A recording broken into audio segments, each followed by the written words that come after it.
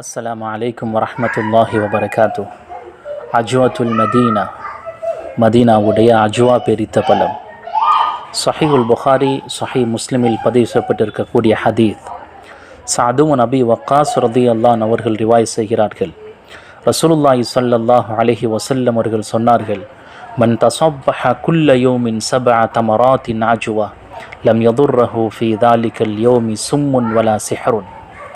யார் ஒவ்வொரு நாளும் காலை அஜ்வா பேரித்த பழம் 7 சாப்பிட்டு வருவாரோ அன்றைய நாளையில் அவருக்கு சூனியமோ நஞ்சோ எந்த ஒரு தீங்கையும் இழுத்துவிட மாட்டாது.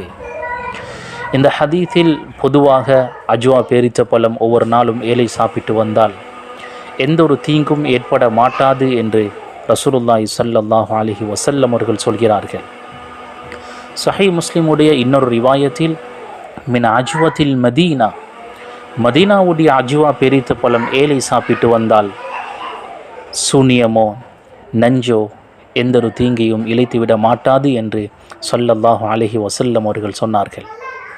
சஹீஹ் முஸ்லிமுடைய இன்னொரு ரிவாயத்தில் இன்ன ஃபி அஜ்வத்தில் ஆலியா ஷிஃபாஆ, ஆலியா என்ற பகுதியினுடைய அஜ்வா பெரித்த பழத்தில் எல்லா நோய்க்கும் ஷிஃபா இருக்கிறது.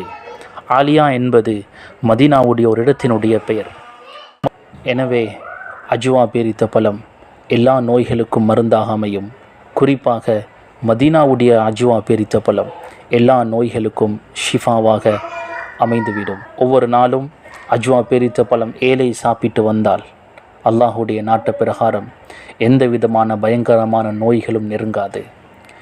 ஏற்கனவே நோய்கள் இருந்தால் தொடர்ந்து 7 சாப்பிட்டு வரும்போது அந்த நோய்களும் அல்லாஹுடைய நாட்டு பிரகாரம் குணமடைந்துவிடும்.